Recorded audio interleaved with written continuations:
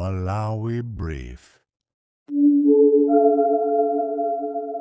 Atangomaliza kupereka bajeti ku mtundu wa Malawi, anduna ya zachuma a Joseph Mwanamveka anapangisanso msonkhano wa atolankhani umene cholinga chake unali kuwunikiranso bajeti komanso kuthandizira mwina ndi mwina mmene anthu sanathe kumumvetsa. Zambiri zili mu video iyi. Ngakhale inflation kapena kukwera kwa zinthu kunakweranso kwambiri kuchoka pa 9% kukafika 32%. Komanso timachoka mboma 2020 ma reserve satu anali pafupi ndi 1 billion koma mwanga pa kuti mete malowa mboma anokhala 2 weeks yoka. Choncho budget yathu imene taikonza inali ndi ngodi ya zingapo choyamba kuti tikonze economy yathu kuti zinthu zamangokwera pafupi. Komanso Amalawi azitha kupanga plan, kupanga budget kuti economy yawo yakhazikika. Komanso mu budget yomwe ija taonesesa kuti ndalama zichoke ku Capitol Hill zipite kumodzi development. Kusiyana ndi mbuyomu amuna ndalama zambiri zimangopita mati consumption kapati mangozidya kugulisa ntchito loti osatiriza chitukuko. Koma budget yathu ija mukuona kuti 30% ya ndalama zomwe zili budget muja zikupita ku chitukuko. Zomwe zili zabwino sonza kuti tikhale ndi chitukuko chokwanira kuyambira chaka chino kupita chisogolo. Komanso mona budget momwe muja taonesesa kuti makampani athu amene akupanga zinthu Malawi muno tiwateteze.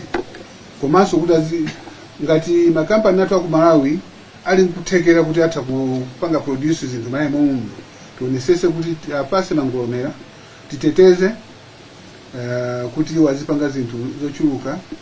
Komanso ife tichepese kuyitanisa zinthu kunja. So budget muja taonesesa kuti ikapo ndithu ndondomeko kuti tichepese kuyitanisa zinthu kunja.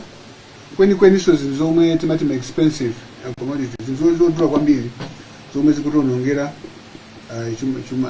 chuma chathu. Komanso pali nkhani imene mjamu ya ma exports tumiza zinthu kunja. Tifuna kuti mwina kuyambira pano tizitumiza chuma tizitumiza zinthu zathu zambiri kuposa import. Faka agavana amanena mchizungu muja kuti pa balance of payments crisis fika kuti tikuononga ndalama zambiri kutaisa zinthu kunja kusiyana kuti ifeyo tizitumiza zinthu kunja. Budget yathu yeso yakonza zimenezo. So mwachidule ndifanira kuti budget yathu ndi budget yokomera aliyense. Pakizungu is a balanced budget. Ndi budget yomwe takonze economy yathu. Ndi budget yomwe ipange makampani athu kuti azipanga produce zinthu. Komanso ndi budget yomwe ikupanga encourage buy Malawi. Buy Malawi nongi yamuda kamba mtu zingapo ndizo kuza buy Malawi. Komanso tikufuna import substitution. Tikufuna kuti titumiza zinthu kunja.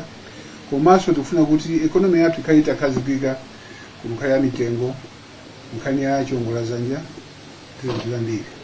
So mwachidule linene mawawa koma ngati pali funso kapena mufuna kuti mwina apena pake tilongosepo bwinobwino pano ndindanzanga kulitinda Governor Reserve Bank of Malawi Dr. George Patich masu mkhaya nduna information na also tinanawo limodzi kukonza budget ija tilindia Secretary Treasury alipompano almost angati kutambasula pa zinthu zina zomwe mungati kufuna kuti muziwe.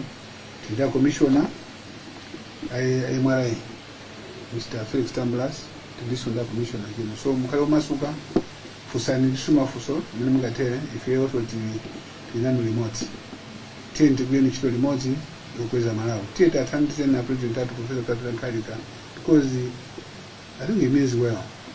Akwafundisira kuti Malawi ndi tumoyo sinthe muta kuona is making tough decisions. Akupanga ndi tough decision kuti wamba muthu andali sangathe kupanga koma iwo akupanga zimene ncholinga choti economy yathu tikonze. Ndima amenewa imene pamenepo ziko ziko mokwambiri anduna azachuma kapena Commissioner General kapena mubwera kumapo. Ndimangofuna ndionjezerepo kuti mina anafotokozera anduna kuti budget imeneyi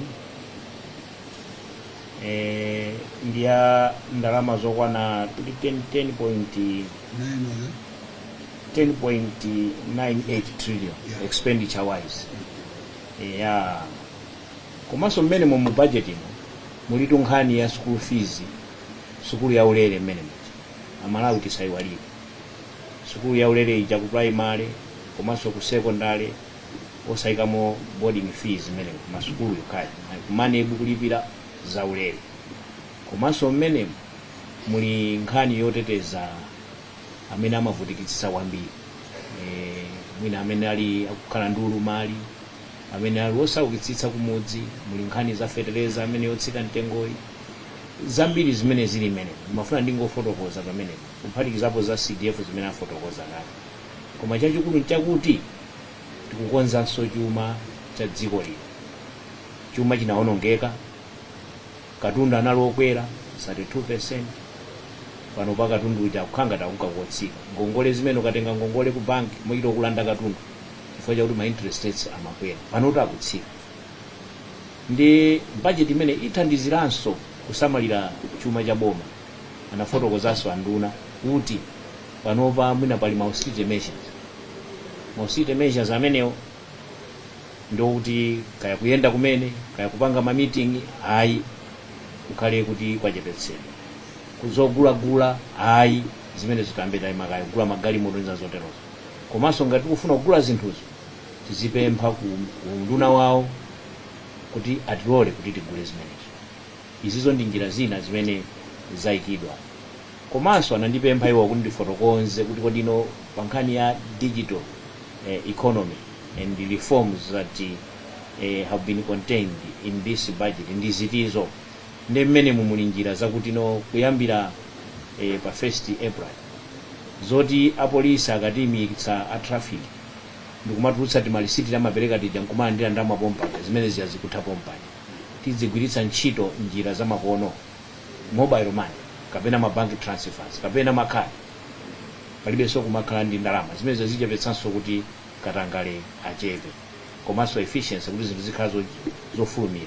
Komanso kugula katundu panopa palibe zomati kutenga dzimabidi kupanga print ndi kupanga mabidi ayi kupanga ukapereka mwakuti panopa tizigwiritsa ntchito njira za makono, procurement system. Aliyense adzibida zikafika kumeneko zonse nkumayenda bwinobwino. Tikulowa mene anafotokozera president anatero, mene anafotokozera president akuti tipange embrace digital technologies, digital solutions. Ndi tikuyamba ndi procurement, tukachoka procurement kupita ku road traffic, tukachoka ku road traffic iso tipitaso ku immigration, tipitaso mpaka na konse kumene Malawi atiene kugwiritsa njira za makono zosatiso zikhalaso kumapanga queue pamizera kumavutika kapenanso mapezeka kuti pauchitika zaziphuphu. Ndi njira zimene zikhala zikuti pamene ndimafuna ndiwonjezere choncho anduna ifana ngamona ndipempha kuti ndiwonjezere nkhani izo ndizochepa zokha za ku digital transformation, koma zazikulu zikubwera kutsogolo kuti zakhalanso tikulengeza kuti izi zakhala mwakuti mwakuti. Mwina padakali pano allow me therefore Honorable Minister and the Reserve Bank Governor, the ST, and the Commissioner General and the PS to invite the media here to interact with you, Honorable Minister. And therefore, at this, what I would do is I will direct us first. Ask one question per person so that we allow others. You can come in if those questions haven't been asked, but at least one question, and that will do us good. You raise your hand and you say your name and you proceed to say your question. I see you over there. Yes, Titero. Titero. Yeah.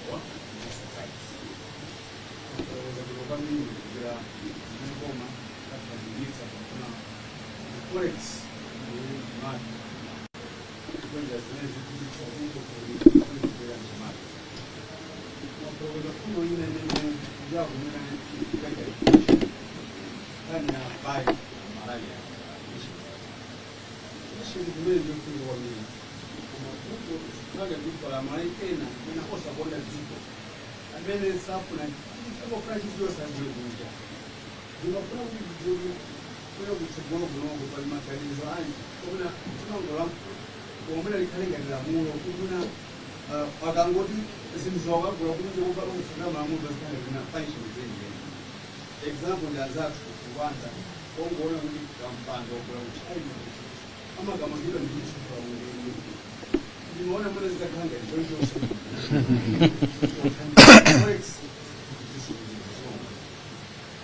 titenga ma questions atatu wairo akulu athu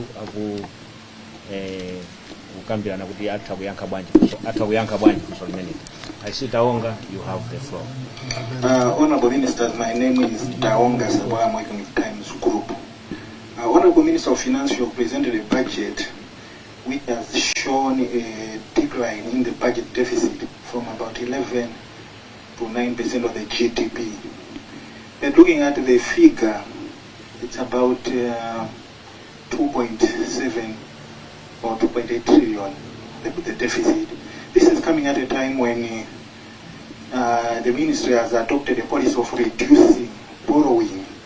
We have seen in recent times government reducing its domestic borrowing. I would like to know, how does government intend to finance this gap, taking into consideration the fact that we are reducing borrowing? Are we going back to the market and start borrowing again, or we have other avenues which we have designed? Thank you very much. Thank you very much. One more. This one with a question. Okay, over to you. Asante kwambia olemekezeka nduna. Dzina langa ndi Ishmael Maridadi kuchokera ku IT Online TV.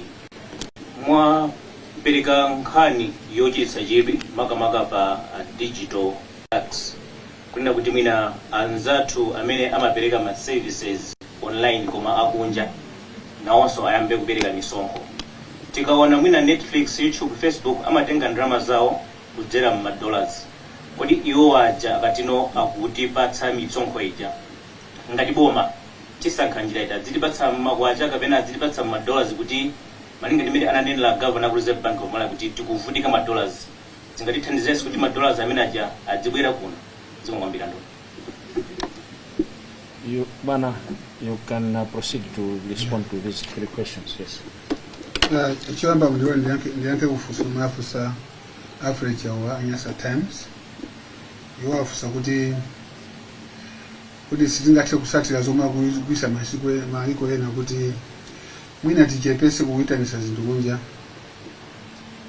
ngati kuwanda ngati munthu waitanisa zinthu kunja pomwe kuwanda kuzilipo ama kumanga.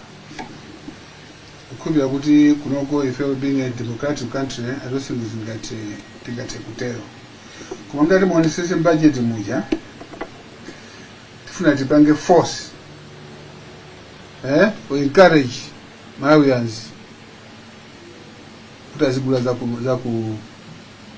mana ikonkoni. Ndapanga nawo sipomba yakuti malamulo amene akamba zija zikuyamba ti usiku kupombana kuti kwambira mawa for midnight ngati panopa kuitanisa uniform yopanga kale chokera kunja, kanza polisi, kanza kwa army, kanza ku prison, za ku forestry, panopa ndekuti imene takweza kwambiri kuti to become prohibitive actually kuti mukhatalisi za kunja.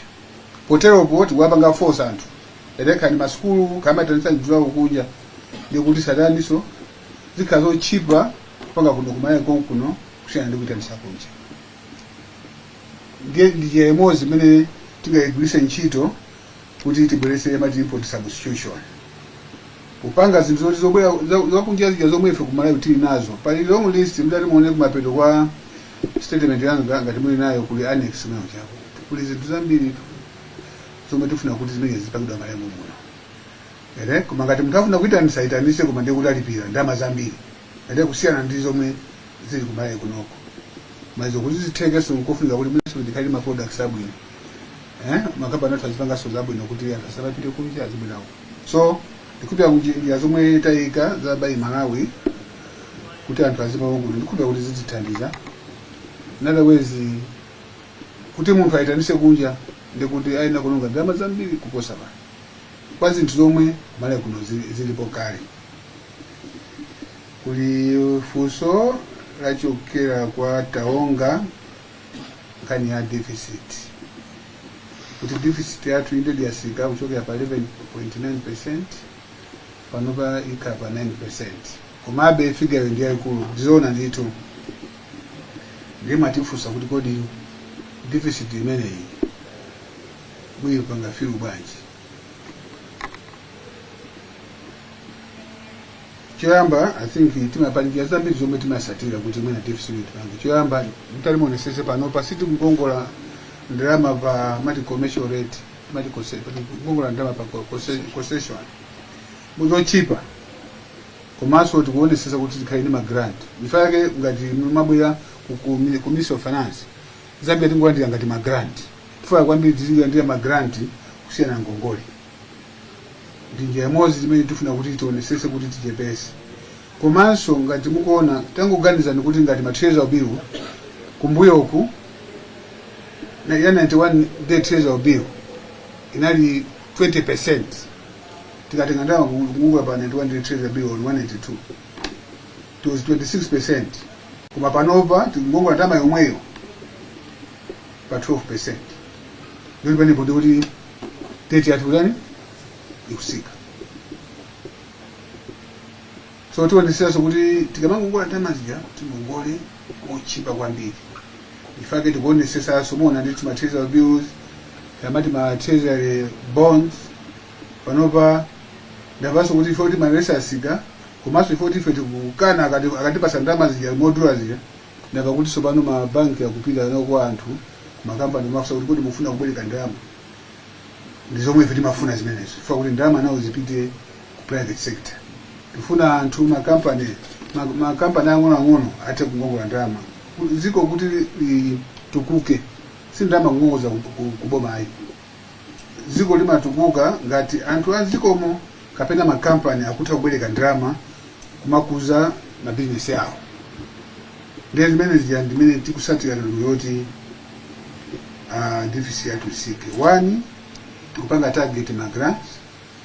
2 tizingongola mochipa both foreign and local.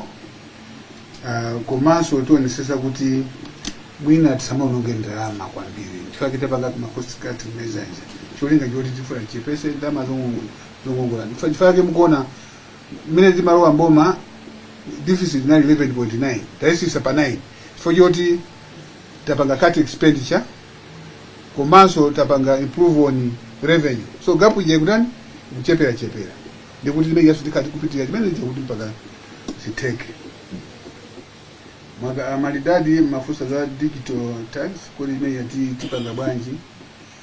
Atinde yankula mu secretary yakuti tax manager ndi yoti maiko osungulira ngati ku Zambia, ku Kenya akupanga pali njira ndizotolera. Ifeyo anaye ma foreign companies amatolera ma dollars.